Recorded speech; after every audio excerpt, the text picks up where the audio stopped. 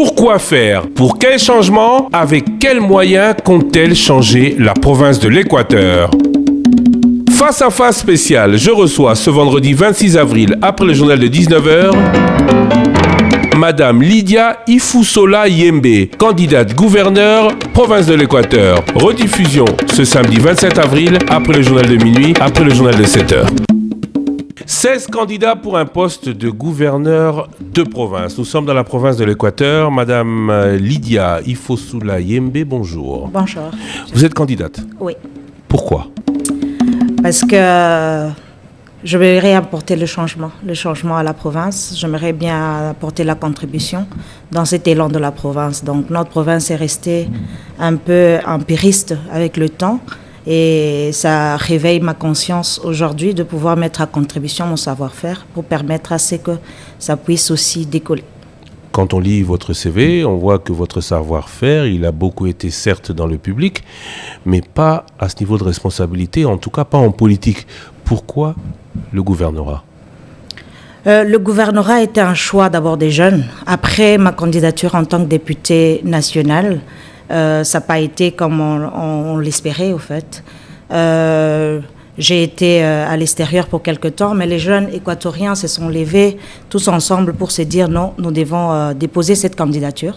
Donc c'est Madame Lydia, le profil qui peut répondre à nos problèmes aujourd'hui. Alors je me suis dit non, je dois répondre positivement à leurs demandes parce que c'est criant en fait cette désolation de la province.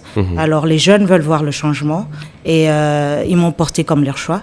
Voilà pourquoi j'accepte aussi de me présenter comme... De quels jeunes parlez-vous? Vous êtes indépendante? Des jeunes équatoriens. Donc il y a un mouvement de jeunes au niveau de l'Équateur qui prône le changement aujourd'hui. Oui. Quel changement il veut? Attendez, je sais qu'il y a peu. Vous avez été la province qui pendant 32 ans avait le président de la République, mais beaucoup se sont plaints que peu a été fait chez vous. Exactement. Nous avons à plusieurs reprises d'ailleurs eu l'occasion de se rendre à l'Équateur, mais c'est un peu à l'image du pays, peu de développement. Quel changement pouvez-vous porter? Au fait, aujourd'hui, l'axe dans lequel il faudra plus agir, c'est vraiment le social. Le social, parce qu'il faut commencer par là. Mes frères et sœurs qui vivent à l'Équateur, ils ont le droit à l'électricité, à se mouvoir librement, à pouvoir se déplacer aisément.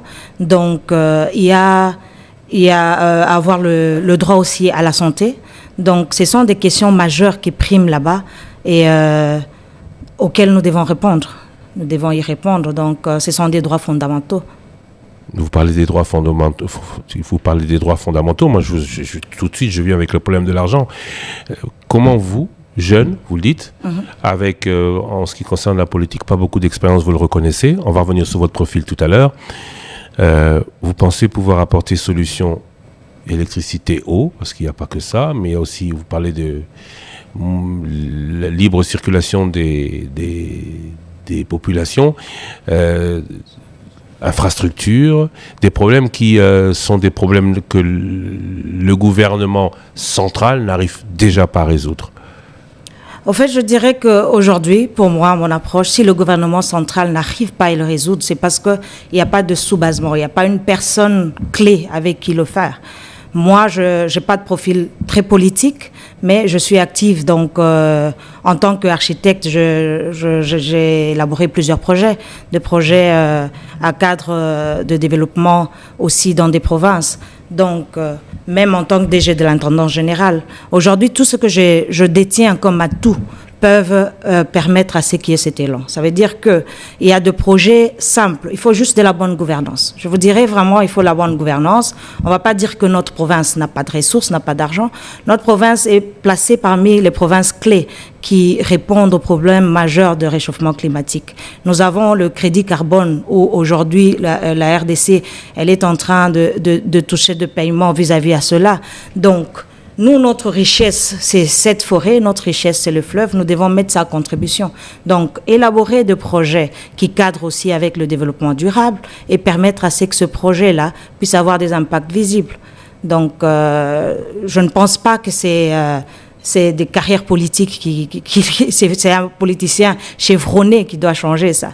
Mais par contre, c'est quelqu'un qui détient les atouts et un management. Oui. Il faut de la bonne gouvernance. Ouais. Il n'y a pas de personne clé. Vous êtes la personne clé. Oui. En quoi? En quoi? En tout ce que je détiens, dans le savoir que j'ai aujourd'hui. Vous parlez de la richesse, c'est le bois, c'est le fleuve, c'est ce que vous avez, c'est notamment la préservation de l'écosystème. Exactement. Alors, quand on voit le prix de la tonne carbone en Afrique, $100, c'est faible, pas suffisant pour développer la province.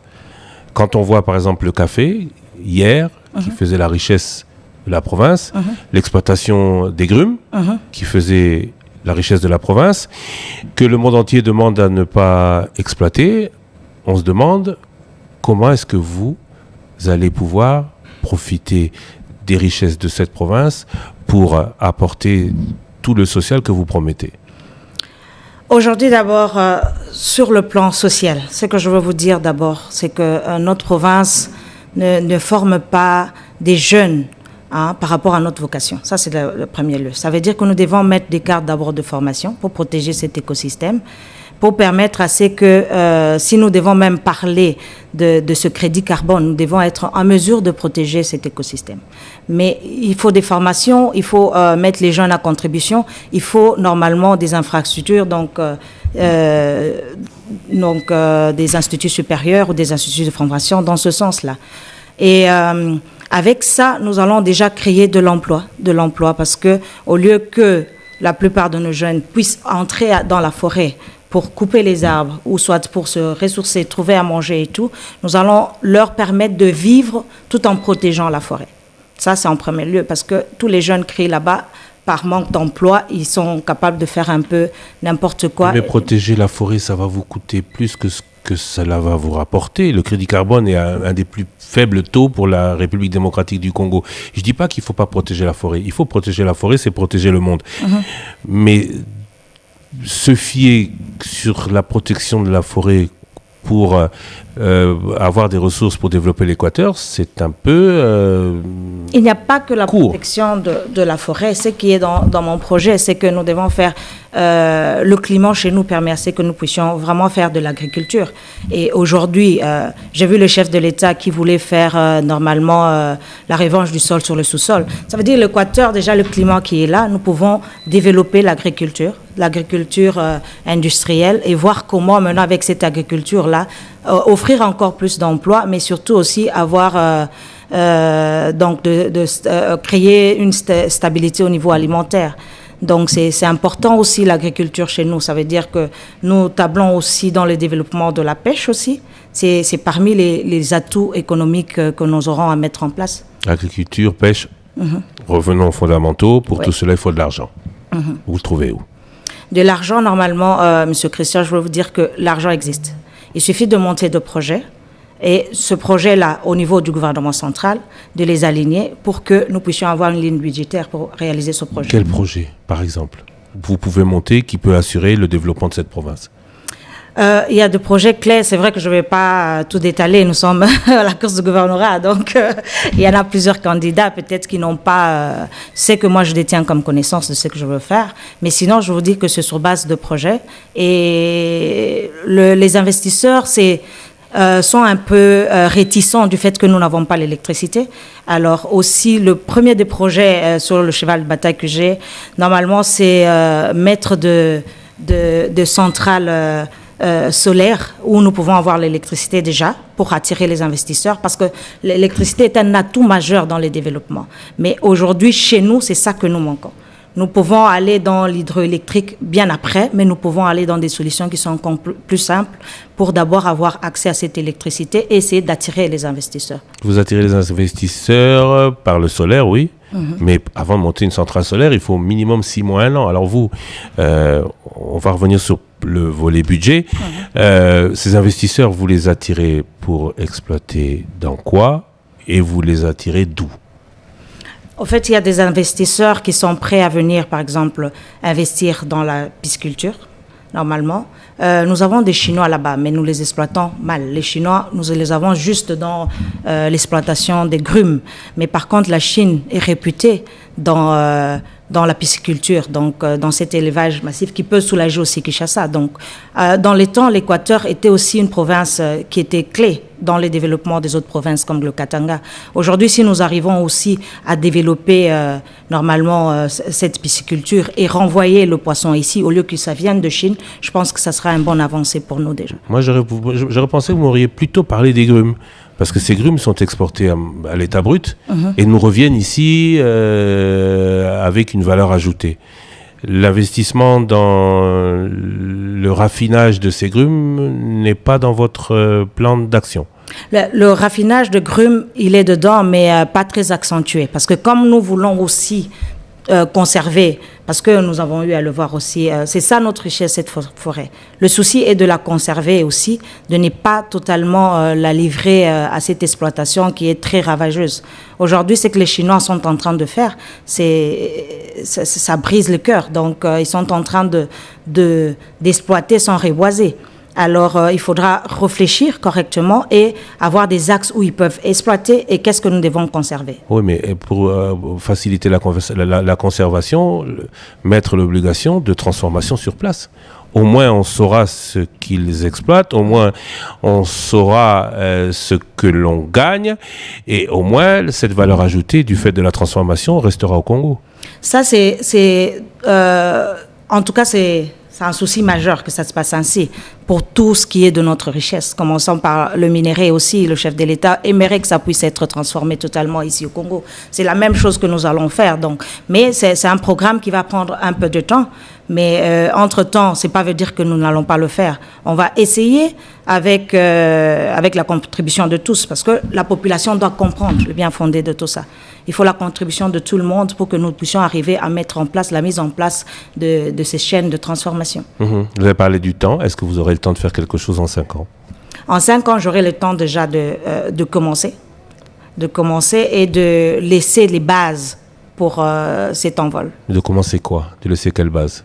Donc, de laisser déjà, d'ouvrir déjà, en tout cas, moi je vais me pencher sur donc les infrastructures. Les infrastructures, ça veut dire que nous aurons des routes qui seront d'abord des ouvertures agricoles pour permettre à ceux qui ont une circulation, jeter des ponts, avoir quand même des bacs. Ici, à l'OVD, il y en a, ça ne manque pas, le Congo en a, c'est juste voir comment faire ce lobbying-là pour que l'Équateur puisse en bénéficier et faire le suivi aussi. Ce qui nous manque très souvent, c'est le suivi dans les projets que nous mettons en place. Donc, on va vraiment accentuer aussi sur ça pour que tous les projets que nous mettrons en œuvre puissent y avoir des suivis et que ça puisse être concret, que ça ne reste pas quelque chose d'écrit et d'élaboré. Donc, je vais commencer par ça. Je vais me battre aussi pour l'électrification parce que je suis déjà dans les pourparlers avec une entreprise qui est chevronnée dans les centrales solaires. Avec une entreprise à qui vous donnerez tout ou vous permettrez l'accès à tous ne présenter que cette entreprise est déjà mal partir? Non, ce n'est pas que seulement présenter. J'ai eu à voir... normalement, l'offre sera ouverte. Mais avec cette entreprise, je devais échanger avec eux. Ils sont chevronnés dedans pour essayer de voir, en ce qui concerne l'Équateur, qu'est-ce qui est faisable. Il faut déjà avoir des études préalables. Ça veut dire, je ne sais pas vous dire que je leur donne directement le marché, mais moi, j'ai été le voir pour discuter de cette question, alors, pour voir ce qui est faisable. Qu'est-ce qu'ils vous ont dit? Qu'est-ce qui est faisable aujourd'hui dans cet Équateur sans courant, sans route, sans rien? Aujourd'hui, ce qu'ils disent, c'est que c'est faisable avec le soleil que nous avons d'avoir des centrales solaires. Et donc, pour eux, ils vont normalement bâtir ces centrales solaires. La distribution, c'est autre chose. Donc, la distribution, là, on aura à faire entrer la SNEL dedans. Pas obligatoirement, attention. Il y a libre concurrence dans le secteur maintenant. Hein. Oui, il y a libre concurrence, mais pour l'instant, le marché n'est pas encore passé. Mais sinon, dans ce que moi j'ai vu, je trouve aussi qu'il faut aussi laisser les entreprises publiques avoir toujours de l'emploi. Parce que si nous donnons tout au privé aussi, nous allons fragiliser les gens. Ces entreprises sont les premiers qui offrent l'emploi. Donc, ce sont les premiers... dans ces entreprises, nos frères congolais sont en train d'être employés. Si nous coupons tout, donc nous sommes en train de fragiliser, on va créer encore plus de problèmes au niveau de la société. Alors, vous dites les routes, vous dites l'électricité, la distribution d'eau, je suppose aussi. Quoi d'autre? La santé. La santé parce que j'ai eu à parcourir en tout cas l'Équateur dans le temps de ma campagne et j'ai vu des endroits où les femmes accouchaient, les centres de santé étaient à désirer. Donc les conditions sanitaires ne répondaient pas du tout. C'est très important qu'on puisse vraiment mettre l'accent sur ça, que ces femmes qui donnent naissance puissent le donner décemment dans des conditions quand même plus ou moins humaines. J'ai dû assister même à un accouchement d'une femme par césarienne qui a été fait avec une lame des rasoirs parce qu'il n'y avait pas des outils nécessaires pour le faire et dans une pièce qui n'est pas stérilisée. Après cela, elle a été couchée à même le sol. Donc c'est quelque chose qui m'avait vraiment touchée et avec ça, je me suis dit non, il ne faudrait pas qu'on puisse continuer comme ça. Ils ont droit à la même... ils ont droit à la santé comme tout le monde, donc aux soins adéquats. Alors nous ne pouvons pas laisser cette population être abandonnée à elle-même, comme c'est pour le cas. Je pense avec le passage même du chef de l'État, il a entendu crier, hurler la population qu'on le trompait, que tout ce qu'on lui présentait était faux. Et bien sûr, effectivement, c'est faux, parce que si le chef avait le temps de rentrer dans ces secteurs-là un peu découpés de Mbandaka, il se rendrait compte vraiment que c'est faux. Même la communication, il n'y en a pas. Il n'y a pas des moyens de communication. Ces gens vivent déconnectés totalement de la RDC. Vous êtes un peu sous l'emprise de l'émotion. Mm-hmm. Vous avez parlé de cette dame, vous avez parlé de ce rasoir, vous avez parlé de tous les problèmes qu'a l'Équateur. Mais pour résoudre ces problèmes, il va falloir de l'argent. Mm-hmm. Alors, aujourd'hui, savez-vous de quel financement ou finance ou budget même dispose cette province?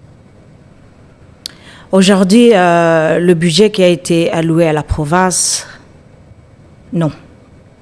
Parce que dernièrement, ce qui m'a choqué, c'est que tout ce qu'il y avait à table, ce qu'on discutait par rapport à la province de l'Équateur, c'est que tous les députés revenaient pour me dire le budget qui est alloué n'arrive pas comme tel.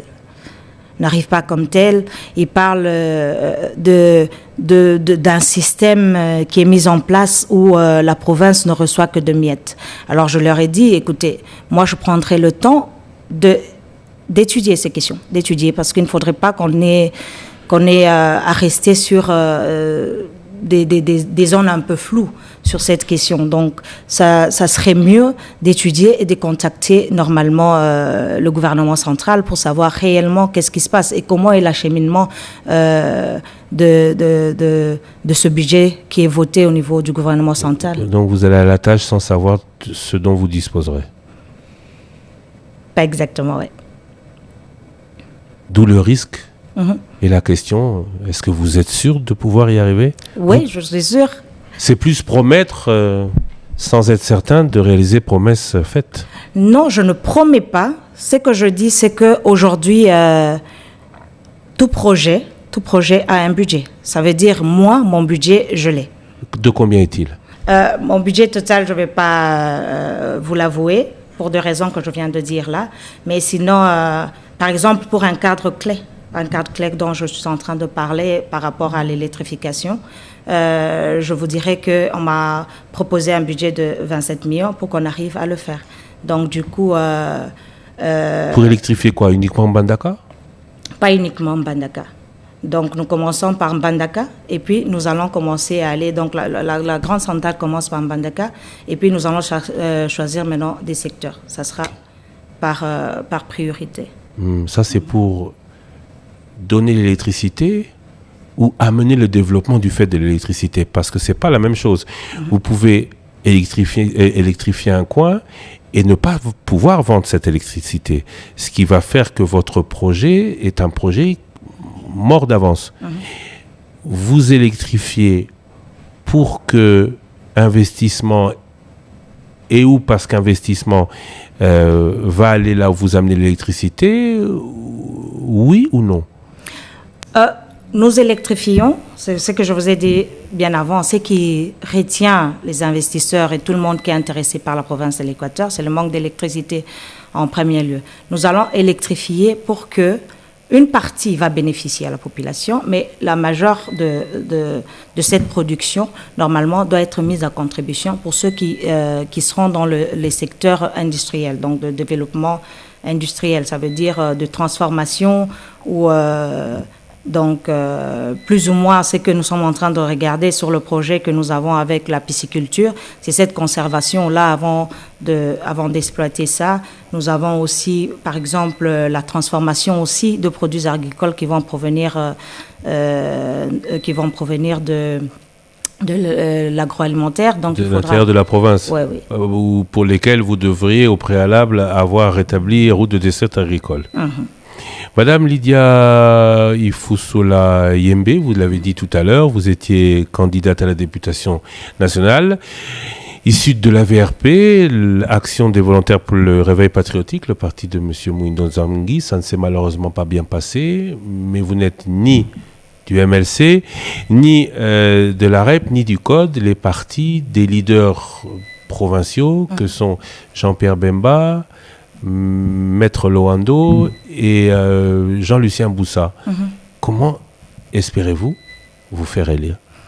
J'espère me faire élire, comme je l'ai dit aussi aux députés, par rapport à ma conviction, mon savoir-faire et ce que je suis en mesure de faire pour la province.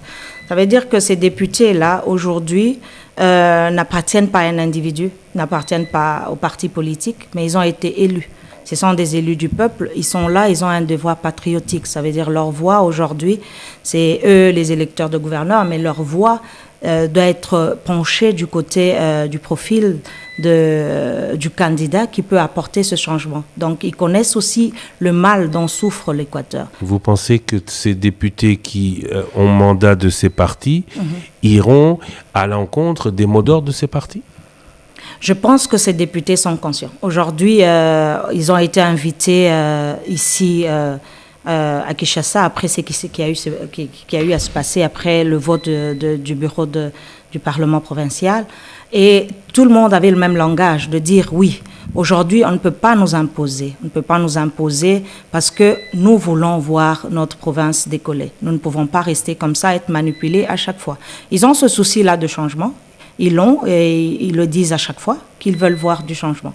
Et le changement doit être un changement radical. Ça veut dire qu'ils doivent voter dans le sens d'apporter le changement en question. Donc le profil du gouverneur doit être la solution dont eux, ils sont en train de rechercher aussi. Et ils vous disent reconnaître que le profil n'est pas dans les partis qui sont les leurs? Le parti qui sont les leurs, aujourd'hui, nous n'allons pas dire que le MLC n'a pas mis de candidats. Vous allez voir que la majorité de candidats gouverneurs sont indépendants. Déjà, ça lance le message de dire que ce n'est pas de partis politiques qui mettent ces candidats. Parce que si c'était les partis politiques, ils devaient être là en tant que candidats de tel parti ou de tel regroupement. La majorité sont venus en tant qu'indépendants. Donc, ces individus se présentent comme tels et ils doivent être traités comme tels. Pas regarder le profil ou l'origine du parti dont ils proviennent. Comme des indépendants avec cependant des accointances qui ont fait que jusqu'à maintenant, le bureau définitif de votre assemblée provinciale pose problème. Oui. Ça pose problème et eux, ils le savent même parce qu'aujourd'hui, avec le découpage, nous allons le dire, Jean-Pierre Bemba, il est resté au nord Ubangi. L'excellence Guilouano, il est à la Chouapa. Donc, aujourd'hui, dire que, nous allons, parmi les 3 leaders politiques, il n'y en a pas un de l'Équateur. L'Équateur aimerait aussi avoir un leader qui se tient et qui parle en son nom et qui représente l'Équateur, comme étant aussi les autres provinces. Et vous êtes ce leader? Je ne dis pas que je suis ce leader, mais je dis que je ferai partie des gens qui vont choisir ce leader, qui vont choisir cette personne clé qui sera en mesure de parler pour les Équatoriens. Vous voulez être gouverneur, mais vous dites ne pas être en mesure de dire que ce leadership peut être incarné par vous? Ce leadership, on a commencé déjà à discuter autour de ça. C'est pourquoi je vous dis que je ne suis pas ce leader, mais je vais permettre à ce qu'il y ait cette parole, cette bouche autorisée, qu'il y ait une référence, en tout cas une personne qui a déjà été en politique et qui a déjà de profil Ce leadership ne peut venir que de la politique. Il ne peut pas venir que de la politique, mais aujourd'hui, il y a déjà quand même dans la politique des gens qui détiennent un profil qui peut l'être. Je suis là, j'entre dans la politique, j'incarne aussi des valeurs. Aujourd'hui, devant même, que ce soit les femmes, que ce soit les hommes, j'incarne des valeurs qui peuvent être prônées aussi, où les gens peuvent dire, oui, celle-là, elle est mon leader, elle est ceci. Ils me voient aussi comme étant une image qui peut apporter aussi de l'espoir et qui peut le guider dans un sens. Oui, mais de cette politique, ou vouloir attendre de cette politique qu'elle change cette province, c'est avoir attendu 64 ans pour rien. Vous avez eu 32 ans durant le leader qui n'a, selon vos propres dires, pas fait de cette province une province leader dans la République démocratique du Congo. Alors, ce leader ne devrait venir que de la politique ? En tout cas, c'est pas qu'il devait venir seulement de la politique. Je dis qu'aujourd'hui, dans les politiciens qu'il y a aussi de profils de gens qui peuvent être ces leaders, qui incarnent des valeurs. Comment est-ce que vous expliquez alors que de ces profils, aucun d'entre eux ne prend le leadership d'une province, où on parle encore de Jean-Lucien Boussa, vous avez dit qu'il est du Sud-Ubangui, où l'on parle de Guy Loando qui est de la Tchouapa, où l'on parle de Jean-Pierre Bemba qui est du Nord-Ubangui, qui est du Sud-Ubangui. C'est pourquoi c'est à nous, la jeunesse, maintenant, de le réveiller, de leur dire il est temps maintenant que vous puissiez aussi vous lever. Ça veut dire que aujourd'hui, vous, à la tête de la province de l'Équateur, nous pouvons faire beaucoup de choses. Nous pouvons aussi avoir, en tout cas, un leader qui peut permettre aux jeunes aussi d'avoir une parole. Donc, aujourd'hui, moi, je trouve, en tout cas, je ne vais pas citer la personne pour laquelle moi, je trouve qu'elle détient cette personne qui ne serait pas vous? Qui n'est pas moi, oui. Parce que moi, je trouve que cette personne a encore mieux à offrir plus que ce que moi j'ai. Et vous préférez-vous aller comme gouverneur plutôt que de lui demander à elle de s'investir plus dans cette province? À lui de s'investir. Je disais personne, okay. Je n'ai pas dit homme ou femme. Okay. Plus vous que elle. Oui. Oui, parce que pour l'instant, on est dans le pourparler pour qu'ils comprennent qu'aujourd'hui, la politique... Être acteur politique, ça permet aussi d'apporter le changement et le développement. Pourquoi, selon vous, une personne qui pourrait prendre ce leadership ne le prend pas? Est-ce pas uniquement parce que peut-être même lui, leader potentiel, celui que vous désignez comme tel, n'a plus foi dans cette province? Je pense que prendre les devants, il doit se sentir porté. C'est ça que je me dis à mon niveau que non, il doit se sentir porté. Il doit sentir que voilà, ce n'est pas... Aujourd'hui, en tout cas, beaucoup de gens, quand ils voient la politique, ils se voient des fois déplumés au lieu que les gens puissent comprendre pourquoi ils sont là. Quel est leur rapport, qu'est-ce qu'ils doivent apporter. Un leader, ce n'est pas seulement chez qui nous devons aller pour essayer de trouver la solution. C'est une personne avec qui nous pouvons réfléchir sur la solution qui doit être mise en place et contribuons tous ensemble pour que ça puisse réussir. Et alors, avec ça, il y a certaines personnes qui détiennent des valeurs vraiment qui sont irréprochables, mais... qui n'arrivent pas à se lancer. Et surtout que la politique, c'est comme aussi, vous m'avez demandé pourquoi je n'ai pas fait ça tout ce temps, ça a tendance à bouleverser un peu la moralité de temps à autre. Donc, les valeurs qui sont fondamentaux, des fois, ils sont bafoués par le politicien et ça frustre. Mais nous ne pouvons pas rester du côté de ceux qui observent. Donc, il faudra quand même venir participer pour dire non, stop. Ça, ce n'est pas ça qui doit être fait. Ne plus être observateur, mais acteur. Oui. Vous avez dit être porté. Alors, est-ce que vous pouvez nous dire aujourd'hui, on parle beaucoup d'union sacrée, vous avez beaucoup parlé, vous avez beaucoup cité le président Félix Tshisekedi. On peut dire de vous aujourd'hui que vous êtes porté, que vous êtes potentiel ticket de l'union sacrée? Je ne dirais pas ça parce que je n'ai pas contacté l'Union Sacrée pour être candidate. Mais par contre, je crois à la politique du chef de l'État et je vois en lui, quand je le vois parler, quand je le vois échanger sur des questions, je sens en lui ce besoin de changement. C'est la même chose que moi aussi je ressens. Ça veut dire que ce besoin de changement qu'il a en lui, pour notre province de l'Équateur, s'il y a une personne vraiment clé là-bas, il pourra faire quelque chose. Il pourra faire appliquer sa vision et le peuple équatorien verra vraiment, tout ce qu'il est en train de prôner comme étant... il aimerait bien voir la santé, la sécurisation de la santé, il aimerait voir l'éducation être remise à niveau et tout ça. Donc, ces actions qu'il est en train de vouloir voir se développer au Congo, se fera aussi à l'Équateur. Mm-hmm. Donc, moi, je vois en lui, c'est quelqu'un qui aimerait voir le changement, le chef de l'État. Mais s'il n'a pas des bonnes personnes, ça ne va pas arriver. Aujourd'hui, vous pensez qu'il n'a personne à l'Équateur? Aujourd'hui, à l'Équateur, si vous y allez, vous allez comprendre aussi qu'il n'a personne. Il n'a personne, parce que la province ne pouvait pas être comme ça. Si la province avait quelqu'un qui comprenait la vision du chef de l'État, qui comprenait le souci. On ne parle pas seulement de cette vision où les gens disent vision, mais c'est quoi sa vision?